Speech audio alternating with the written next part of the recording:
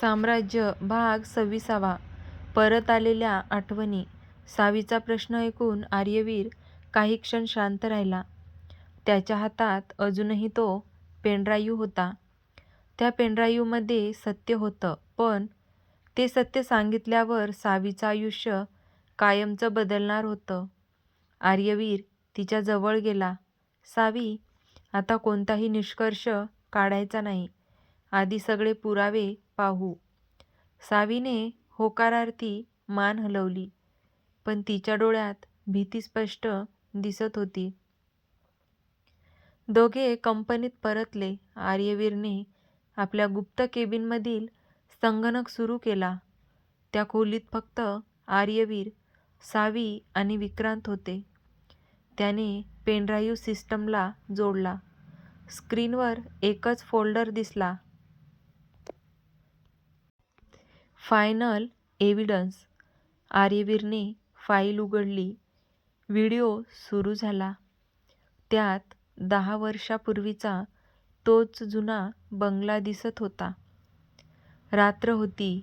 पाऊस कोसळत होता. आर्यवीरचे वडील आणि सावीचे वडील घाईघाईने आत जात होते. त्यांच्या हातात एक काळी बॅग होती. तेवढ्यात 5-6 काळ्या गाड्या बंगल्यासमोर थांबल्या. त्यातून मुखवटा घातलेले लोक उतरले. त्यांच्या हातात बंदुका होत्या. गोळीबार सुरू झाला. व्हिडिओ थरथरत होता, जणू तो लपून शूट केला होता. अचानक कॅमेऱ्याचा कोन बदलला. एका लहान मुलीचा चेहरा काही क्षण दिसला. ती घाबरून एका कपाटामागे लपली होती. सावीने स्क्रीनकडे पाहिलं आणि तिचा श्वास अडकला. त्या मुलीच्या गळ्यात तेच छोटंसं चांदीचं लॉकेट होतं. सावीने नकळत स्वतःच्या गळ्यात हात लावला. ते लॉकेट आजही तिच्याकडे होतं. ती खुर्चीतून उठली नाही. हे शक्य नाही. व्हिडिओ पुढे सुरू राहिला. त्या लहान मुलीने एका मुखवटाधारी माणसाचा चेहरा काही सेकंद पाहिला. तो माणूस मुखवटा काढत होता, पण त्याच क्षणी व्हिडिओ थांबला. स्क्रीन काळी झाली. सावीच्या डोक्यात अचानक तीव्र वेदना सुरू झाल्या. तिने दोन्ही हातांनी डोकं पकडलं. तिच्या डोळ्यासमोर एकामागून एक दृश्य चमकू लागली. मुसळधार पाऊस, गोळीबार, कोणीतरी तिला उचलून पळत होतं आणि एक रक्ताने माखलेला हात जो तिच्या डोक्यावरून प्रेमाने फिरवत होता. सावी मोठ्याने ओरडली, "बाबा!" ती बेशुद्ध होऊन खाली पडली. आर्यवीरने तिला लगेच उचललं. "डॉक्टरांना फोन करा." काही वेळाने डॉक्टरांनी तपासणी केली. ते गंभीर आवाजात म्हणाले, "तिला जुन्या आठवणी परत येऊ लागल्या आहेत, पण तिला कोणताही मानसिक धक्का देऊ नका, नाहीतर तिच्या जीवालाही धोका होऊ शकतो." आर्यवीरने मान हलवली. डॉक्टर निघून गेल्यावर विक्रांत शांतपणे म्हणाला, "सर, आपण त्या व्हिडिओचा शेवट पाहू शकतो." आर्यवीरने पुन्हा सिस्टम सुरू केली. व्हिडिओची शेवटची 10 सेकंदाची फाईल अजून उघडायची होती. त्याने ती क्लिक केली. स्क्रीनवर मुखवटाधारी माणूस पूर्णपणे दिसू लागला. तो हळूहळू मुखवटा काढत होता. आर्यवीर आणि विक्रांत दोघेही श्वास रोखून स्क्रीनकडे पाहत होते. चेहरा जवळजवळ स्पष्ट झाला. इतक्यात संपूर्ण सिस्टीम अचानक हॅक झाली. स्क्रीनवर पुन्हा तोच संदेश चमकला, "तुम्ही सत्याच्या अगदी जवळ आला आहात." आणि पुढच्या क्षणी सर्व फाईल स्वतःच डिलीट होऊ लागल्या. आर्यवीरने सिस्टीम बंद करण्याचा प्रयत्न केला, पण उशीर झाला होता. शेवटची फाईल डिलीट होण्याआधी फक्त एक फ्रेम स्क्रीनवर थांबली. त्या फ्रेममध्ये मुखवटाधारी माणसाच्या हातावर एक मोठी जखमेची खूण दिसत होती. आर्यवीरच्या डोळ्यात आश्चर्य चमकलं, कारण अशीच जखमेची खूण त्याने याआधीही एका माणसाच्या हातावर पाहिली होती. पण तो माणूस कोण होता हे आठवताच आर्यवीरच्या चेहऱ्याचा रंग उडाला. तो हळू आवाजात म्हणाला, "नाही, जर माझा अंदाजच खरा असेल तर आपण ज्या माणसावर आजपर्यंत सर्वात जास्त विश्वास ठेवला तोच ब्लॅक क्राऊनचा मुख्य चेहरा असू शकतो." साम्राज्य भाग 27. मास्टरमाइंडची सावली. आर्यवीरच्या डोळ्यासमोर तो जखमेचा ठसा वारंवार येत होता. त्याने तो हात, ती खूण याआधी कुठे पाहिली होती, तो आठवण्याचा प्रयत्न करत होता. अचानक त्याच्या मनात एक चेहरा चमकला, महेंद्र राणे. पण आर्यवीरने लगेच स्वतःचा विचार थांबवला नाही. हे इतकं सोपं असू शकत नाही. महेंद्र राणे कोणाच्या दबावाखाली आहेत, ते मास्टरमाइंड नाहीत. विक्रांतने विचारलं. "सर, मग कोण?" आर्यवीरने उत्तर दिलं. "आपल्याला जखमेची खूण दिसली, पण चेहरा दिसला नाही. याचा अर्थ खरा गुन्हेगार अजूनही आपल्याला चुकीच्या दिशेने नेत आहे." तेवढ्यात सावीला शुद्ध आली. तिने डोळे उघडले. तिचा श्वास अजूनही वेगात चालू होता. आर्यवीर तिच्या जवळ बसला. "कशी आहेस?" सावी काही क्षण शांत राहिली. मग ती थरथरत्या आवाजात म्हणाली, "मला काही आठवलं." आर्यवीर आणि विक्रांत दोघेही तिच्याकडे पाहू लागले. "त्या रात्री बाबांनी मला एका कपाटामागे लपवलं होतं. ते म्हणाले होते, काहीही झालं तरी बाहेर येऊ नकोस." सावीच्या डोळ्यात अश्रू आले. "मग?" "मी गोळीबार ऐकला, काच फुटण्याचा आवाज आणि एक माणूस बाबाशी जोरात भांडत होता." आर्यवीरने विचारलं. "त्याचा चेहरा दिसला होता का?" सावीने डोळे मिटले. ती आठवण्याचा प्रयत्न करू लागली. काही सेकंदांनी ती अचानक म्हणाली, "चेहरा नाही, पण त्याच्या आवाजात एक शब्द वारंवार येत होता." "कोणता?"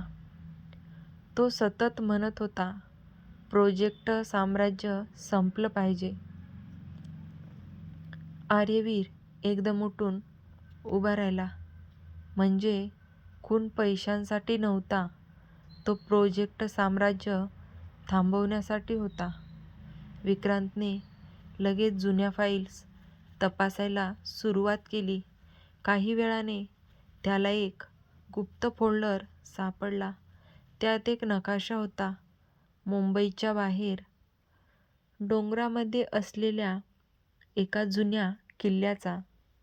त्या नकाशावर लाल शाईने एक गोल काढलेला होता आणि खाली लिहिलं होतं, ब्लॅक क्राऊन फायनल बेस.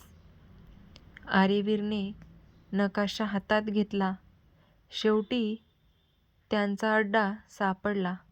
सावीने विचारलं, "आपण पोलिसांना सांगू का?" आर्यवीरने नकारार्थी मान हलवली. "नाही." 10 वर्षात अनेक पुरावे गायब झाले. याचा अर्थ त्यांचे लोक पोलिसांमध्येही असू शकतात. तेवढ्यात आर्यवीरचा फोन वाजला. अनोळखी नंबर. त्याने कॉल उचलला. समोरून तोच बदललेला आवाज आला, "आर्यवीर, तू आमच्या खूप जवळ आला आहेस. म्हणून आज रात्री 12 वाजता जुन्या किल्ल्यावर ये. एकटाच, नाहीतर सावी उद्याचा सूर्योदय पाहणार नाही." कॉल कट झाला.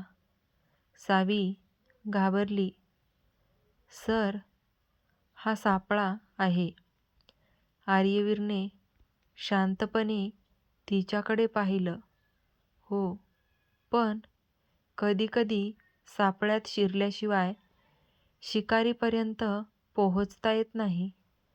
त्याने टेबलावर ठेवलेली बंदूक उचलली, जॅकेट घातलं आणि निघण्याआधी सावीकडे पाहत म्हणाला, आजची रात्र ठरवेल, राजाध्यक्ष साम्राज्य वाचणार की ब्लॅक क्राऊन जिंकणार.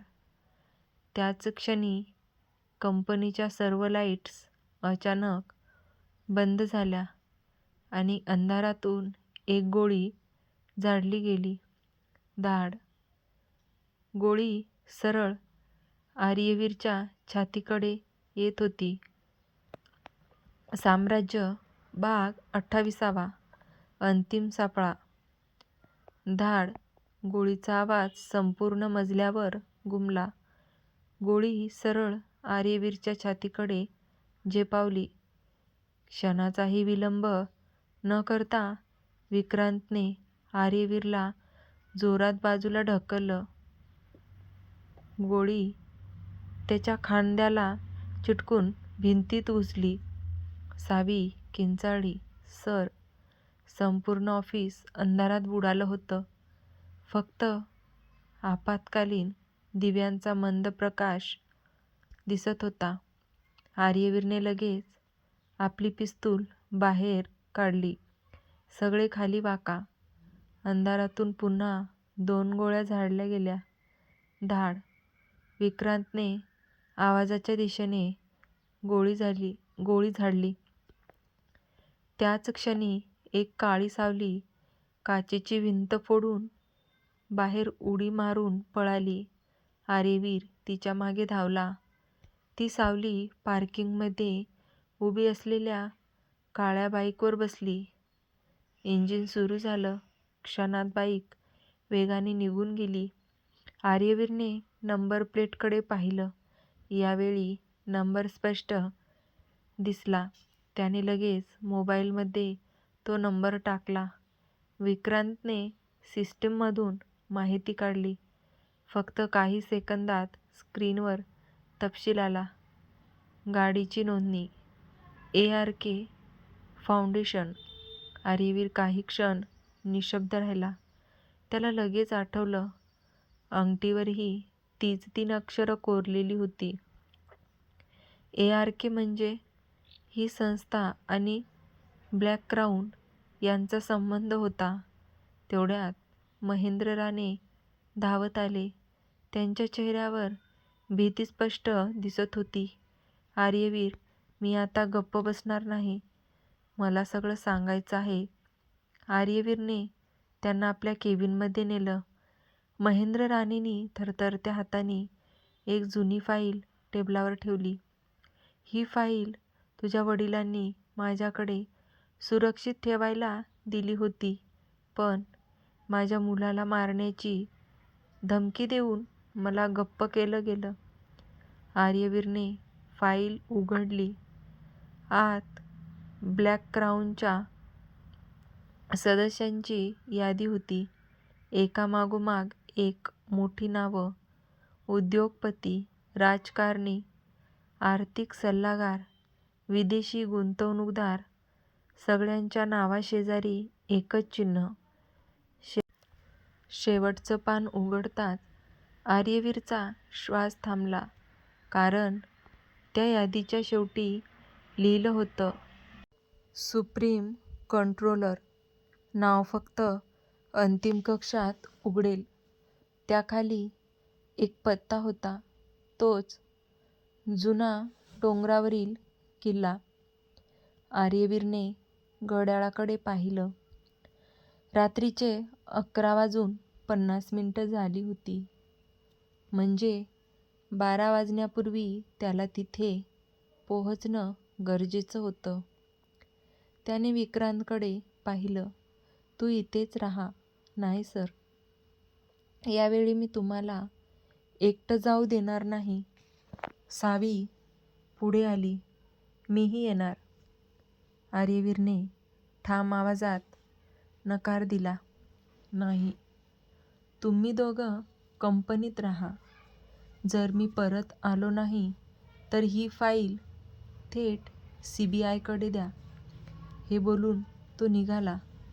रात्री बरोबर 12 वाजता आर्यवीर डोंगरावरील जुन्या किल्ल्यासमोर उभा होता. संपूर्ण परिसर धुक्याने वेढलेला होता.